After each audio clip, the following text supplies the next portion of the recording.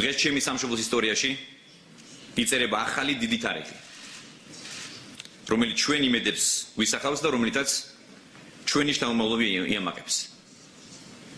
და სწორედ ამ დღის დადგომაზე ფიქსა და ზრუნვას შეალია ცხოვრება არაერთმა თაობამ. და მე ბედნიერი ვარ, რომ სწორედ ჩვენს თაობას ხვდა წილად, პატივი, რომ სინამდვილად ექცია ჩვენი წინაპრების ოცნება.